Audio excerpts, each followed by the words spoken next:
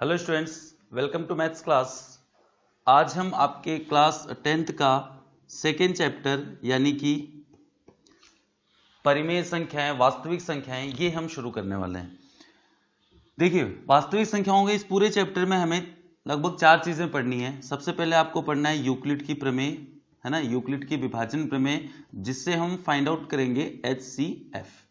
उसके बाद में फैक्टर मेथड यानी कि गुणनखंड विधि हम पढ़ेंगे, जिसमें हम किसी भी 2 संख्याओं या 3 संख्याओं या 4 संख्याओं का गुणनखंड करके उसका HCF और LCM निकाल सकते हैं। उसके बाद में हम इसके बारे में पढ़ेंगे अपरिमेय संख्याओं के बारे में कि अपरिमेय संख्याएं कौन सी होती हैं और कैसे सिद्ध करते हैं कि कोई भी संख्या अपरिमेय है। जैसे √2, √3 ये सब अपरिमेय संख्याएं हैं, लेकिन आप कैसे सिद्ध करेंगे कि संख्या ये अपरिमेय है। उसके बाद में हम लास्ट में पढ़ेंगे शांत व अशांत दशमलव के बारे में, शांत और अशांत दशमलव के बारे में। ठीक है जी। तो सबसे पहले हम देखते हैं यूक्लिड की प्रमेय। तो देखो, यूक्लिड ने क्या बताया कि a और b अगर 2 धनात्मक पूर्णांक हैं, समझने वाली बात है, धनात्मक और पूर्णांक, मतलब यूक्लिड की जो प्रमेय है वो ऋणात्मक संख्याओं के लिए परिभाषित नहीं है और अपूर्णांक संख्याओं के लिए, मतलब जो पूर्णांक नहीं है यानी कि जो पॉइंट में है, उनके लिए भी परिभाषित नहीं है। ठीक है, तो उनके लिए अगर a और b जो धनात्मक पूर्णांक हैं, तो उनके लिए q और r 2 संख्याएं इस प्रकार परिभाषित हो सकती हैं कि a बराबर क्या हो, bq plus r। Correct, a बराबर हो जाए bq प्लस r। अब देखिए, इसको समझने के लिए हम पुरानी जो प्रमेय आपकी होती थी, है ना, जैसे मान लो आपके पास में एक भाज्य है जिसको आपको डिवाइड करना है, एक है आपके पास में भाजक। ओके, भाज्य को भाजक से डिवाइड करोगे तो कुछ ना कुछ भागफल बनेगा और हो सकता है कुछ ना कुछ शेषफल बच जाए। अगर आप भाज्य को a से लिखते हैं, भाजक को हम b से प्रदर्शित करते हैं, भागफल को q यानी कि कोशेंट और शेषफल को हम r से प्रदर्शित करते हैं। करेक्ट, तो आपने पढ़ा होगा बचपन में कि भाज्य बराबर क्या होता है, भाज्य बराबर होता है भाजक गुणा में भागफल और प्लस आपका हो जाता है शेषफल। करेक्ट, भाज्य को हमने किससे लिखा है, a से रिप्रेजेंट किया है, भाजक को आपने लिखा है b से, भागफल को आपने लिखा है q से और प्लस r यानी कि शेषफल। तो ये देखिए a बराबर bq प्लस r आ गया। यही तो आपके यूक्लिड की प्रमेय थी कि a बराबर bq प्लस r, जहां पे a और b कोई भी 2 धनात्मक पूर्णांक हैं और उनको हमने a को हम b से डिवाइड कर रहे हैं। इसका मतलब ये हम मान के चल रहे हैं कि a जो संख्या है वो b से बड़ी है। तो a अगर संख्या जो है वो b से बड़ी है, तो जब a को आप b से डिवाइड करोगे तो वो q टाइम्स जाएगा, यानी कि q बार भाग जाएगा और r अगर आपका शेषफल बच जाता है। जरूरी नहीं है कि हमेशा शेषफल बचे, कई बार r की वैल्यू 0 भी हो सकती है। तो अंडरस्टूड है कि r की वैल्यू मिनिमम कितनी होगी, 0 होगी और हमेशा कितनी होगी, b से कम होगी। सिंपल सी बात है, किसी संख्या को अगर आप 5 से विभाजित करते हो तो आपका शेषफल क्या क्या बच सकता है, या तो 0 बचेगा मतलब पूरा विभाजित हो गया, या फिर 1 बचेगा, या फिर 2 बचेगा, 3 बचेगा, या फिर 4 बचेगा। 5 से किसी संख्या को अगर आप विभाजित करते हैं तो शेषफल कभी भी 5 या उससे ज्यादा नहीं बच सकता, हमेशा 5 से कम बचेगा, मतलब 4 तक बच सकता है। ऐसे ही किसी संख्या को अगर आप 3 से विभाजित करेंगे तो शेषफल आपका 0 से लेके 2 तक कुछ भी बच सकता है। यहां पर हम संख्या को b से विभाजित कर रहे हैं, अर्थात हमारा जो शेषफल होगा 0 से लेके b-1 तक। अगर b की वैल्यू 10 है यानी कि 0 से लेके 9 तक कुछ भी शेषफल बच सकता है। तो यही यूक्लिड की प्रमेय है। तो प्रैक्टिकली देखा जाए तो यूक्लिड की प्रमेय कोई नई नहीं है, है ना। सिंपल वो जो आपका कंसेप्ट था, भाज्य बराबर भाजक गुणा भागफल प्लस शेषफल, वही यूक्लिड की प्रमेय है, a बराबर bq प्लस r। अब ये जो a बराबर bq प्लस r यूक्लिड की प्रमेय है, इसकी हेल्प से हम क्या निकाल सकते हैं, HCF निकाल सकते हैं, वो भी कितनी संख्याओं का, 2 संख्याओं का। अगर हमें 2 संख्याएं दी हुई हैं और उन 2 संख्याओं का हमें HCF निकालना है, HCF का मतलब होता है हाईएस्ट कॉमन फैक्टर, है ना। HCF का मतलब होता है highest common factor, highest common factor का मतलब होता है महत्तम समापवर्त। तो 2 संख्याओं का महत्तम समापवर्त आप इस मेथड से निकाल सकते हैं। तो देखते हैं कुछ एग्जांपल कैसे निकालते हैं। तो देखिए, मान लेते हैं हमारे पास में 2 संख्याएं हैं 81 और 237 यानी कि 237, जिनका हमें HCF निकालना है यूक्लिड की विभाजन विधि के प्रयोग द्वारा। तो देखिए, जब यूक्लिड की विभाजन विधि हम यूज करते हैं तो सबसे पहले क्या करना होता है, आपको देखना होता है कि आपका कौन सा नंबर यानी कि दो संख्याएं जो दे रखी हैं उसमें बड़ा कौन है। तो देखिए 81 और 237 में आपका जो 81 है वो छोटा है, यानी कि 237 हो गया बड़ी संख्या। तो 237 बड़ी संख्या होगी, तो जो बड़ी संख्या है वो ए एज्यूम करेंगे और जो छोटी संख्या है उसको हम बी एज्यूम करेंगे। तो हमारा 237 हो गया बड़ी संख्या यानी कि ए, और 81 हो गया छोटी संख्या अर्थात बी। तो अब देखिए क्या करना होता है, प्रोसेस क्या होता है। आपको 237 इज इक्वल टू 237 को आपको किससे डिवाइड करना है, 81 से।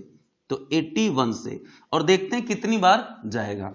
तो देखिए 237 है ना, अगर 80 को 3 से मल्टीप्लाई करोगे तो आपका कितना हो जाएगा, देखो 81 इंटू 3, तो ये 3 कम 3, 3 उठे 24, यानी कि 243 हो गया, जबकि ये 237 है, अर्थात 3 बार तो नहीं जाएगा, मतलब 2 बार जाएगा। तो देखिए 2 बार, तो आपके पास हो गया 237 माइनस इसको 2 से मल्टीप्लाई करो तो 162 बन गया। ठीक है, तो आप शेषफल फाइंड आउट कर लो। तो 237 में से 162 को माइनस करोगे तो आपका हो गया 5, करेक्ट, और आपका 23 में से आपके पास में 6 जाएगा, करेक्ट। 23 में से जब आपका 16 जाएगा तो आपके पास जाएगा 7, यानी कि 75। तो आपका 75 बच गया बेटा शेषफल। अब ये प्रोसेस वापस आपको रिपीट करनी है, कब, नेक्स्ट में आपका 81 जो है ये बन जाएगा भाज्य और 75 जो है वो बन जाएगा भाजक। ये प्रोसेस तब तक अप्लाई करनी है जब तक आपका जो रिमाइंडर है यानी कि शेषफल है वो शून्य नहीं बन जाए। तो अगेन आप अगली बार क्या करेंगे, 81 को डिवाइड करेंगे किससे, 75 से। तो आपको पता है 75 से 81 को डिवाइड करोगे तो एक बार ही जाएगा, तो 75 इंटू 1, यानी कि भाजक आपका हो गया, भाज्य आपका हो गया, भागफल जो है दैट इज 1, और प्लस अब 81 में से आप 75 को माइनस कर लेंगे तो बच जाएगा 6, जो कि आपका शेषफल होगा। फिर यही प्रोसेस आप वापस रिपीट करेंगे 75 और 6 के साथ में। इस बार आप डिवाइड करेंगे 75 को किससे, 6 से। तो आपको पता है ये 12 टाइम जाएगा, 12 6 72, तो आपका शेषफल बच गया 3। तो 3 आपका जो है वो शेषफल बच गया। फिर यही प्रक्रिया आप दोहराएंगे, लास्ट में भी आपका बच गया 6 और इधर आ गया 3। तो 6 और 3 के साथ में सेम यही प्रोसेस आप रिपीट करेंगे। तो देखिए क्या बनेगा, 6 इज इक्वल टू 3 से डिवाइड किया तो 3 से कितनी बार जाएगा, 6 2 बार, तो 3 इंटू 2। अब देखिए अब रिमाइंडर कुछ भी नहीं बचा, अर्थात 0 बच गया। तो जब रिमाइंडर 0 बन जाए उस समय जो आपका भाजक होता है वही होता है HCF, यानी यहां पे इस समय भाजक आपका 3 है, तो 3 क्या हो जाएगा इसका, HCF। तो HCF हो जाएगा आपका 3, अर्थात 237 है ना, 81 और 237 का जो HCF होगा वो सिंपली आपका हो जाएगा 3। तो 3 आपका आंसर हो जाएगा। तो इस तरीके से आप यूक्लिड विभाजन विधि का प्रयोग करके दो संख्याओं का HCF निकाल सकते हैं। देखते हैं कुछ और एग्जांपल। देखिए एक हमारे पास में प्रश्न है, वह सबसे बड़ी संख्या याद कीजिए जो 245 और 2053 को इस प्रकार विभाजित करती है कि प्रत्येक स्थिति में जो शेषफल है वो 5 बचता है। शेषफल 5 बचता है। शेषफल 5 बचने का मतलब है कि कोई भी संख्या हमें निकालनी है, यानी कि HCF निकालना है, जिससे हम अगर 245 और 2053 दोनों को डिवाइड करें, डिवाइड करने के बाद में आपका शेषफल क्या बचना चाहिए, 5 बचना चाहिए। तो सबसे पहले क्या करना पड़ेगा आपको, इन दोनों संख्याओं में से 5 माइनस कर लीजिए। तो 245 में से 5 माइनस करोगे तो बनेगा 240, और 2053 में से अगर आप 5 माइनस करेंगे तो आपका बच जाएगा 2048, करेक्ट। यानी कि अब आपको 240 और 2048 का सिंपली निकाल देना है आपको LCM, ठीक है। तो 2048 और 240 का जब आप LCM HCF निकालेंगे तो यूक्लिड विभाजन विधि का प्रयोग कर लेते हैं। तो देखिए क्या बनेगा आपके पास, ये हो गया 2048 इज इक्वल टू 240, अब इनटू, तो 240 से आप 2048 को डिवाइड कर लिए और देखिए कितना आता है। तो ये जाएगा आपका,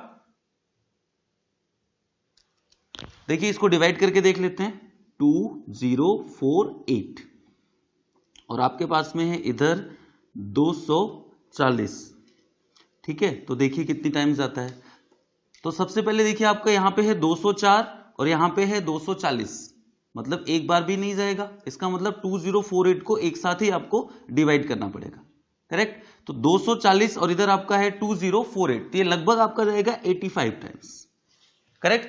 तो 2048 को जब आपने डिवाइड किया 2048 को अगर आप डिवाइड करते हैं किससे 240 से, तो 2048 डिवाइड बाई 240, ये सिंपली आपका हो जाएगा लगभग 8 टाइम्स जा रहा है, यानी कि इनटू में हो गया 8 और प्लस। अब रिमाइंडर देख लेते हैं, तो 240 को 8 से मल्टीप्लाई कर लीजिए आप, 240 इंटू 8, तो देखिए कितना हो गया, 8 चौक 32, 2 3 बच गया, 8 दूनी 16, 3 19, यानी कि बच गया 1920।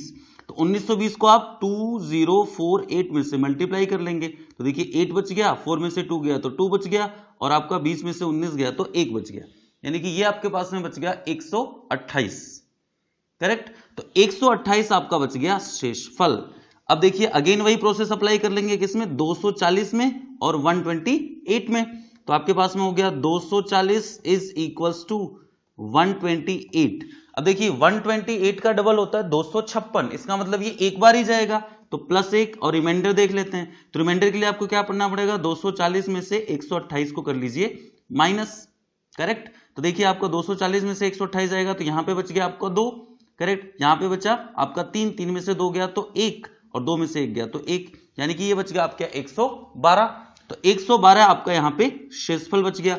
अगेन यही प्रक्रिया आप दोहराएंगे 128 और 112 के बीच में, तो अब देखिए क्या बनेगा, 128 इज इक्वल टू 112 इंटू, एक बार ही जाएगा यहां पर भी, तो 128 में से आप 112 को माइनस कर लीजिए, तो देखिए कितना बचेगा, 8 में से 2 जाएगा तो 6 बचेगा, और 12 में से 11 गया तो आपका 1 बच जाएगा। करेक्ट, यानी कि यहां पे आपके पास में जो शेषफल बच गया दैट इज 16, तो 16 यहां पे आपका शेषफल बच गया। तो अब अगेन यही प्रोसेस आप अप्लाई करेंगे 112 में और 16 में। करेक्ट, तो ये हो गया 112 इज इक्वल टू 16 इंटू, तो देखिए 16 में 112 को अगर आप 16 से डिवाइड करेंगे तो आपके पास में जो रिजल्ट आएगा दैट विल बी, है ना, 16 7 टाइम्स आता है, 16 7 112 होता है, और प्लस आपका रिमाइंडर क्या बच गया 0। तो अब देखिए फाइनली जब रिमाइंडर 0 बचा उस समय जो आपका भाजक है वो कौन है, 16, अर्थात इन दोनों संख्याओं का जो HCF होगा वो क्या हो जाएगा आपके पास में, सिंपली 16 हो जाएगा। अर्थात 245 और 2053 को वह बड़ी से बड़ी संख्या जो इसको डिवाइड करेगी, जिस पर शेषफल आपका 5 बने, वो संख्या क्या होगी, 16 हो जाएगी। तो अगर आप 16 से 245 या फिर 2053 किसी को भी अगर आप 16 से डिवाइड करेंगे तो हमेशा आपका जो शेषफल बचेगा वो आपका बचेगा 16। करेक्ट, तो देखते हैं नेक्स्ट लेक्चर में इस पर बेस्ड कुछ और क्वेश्चन।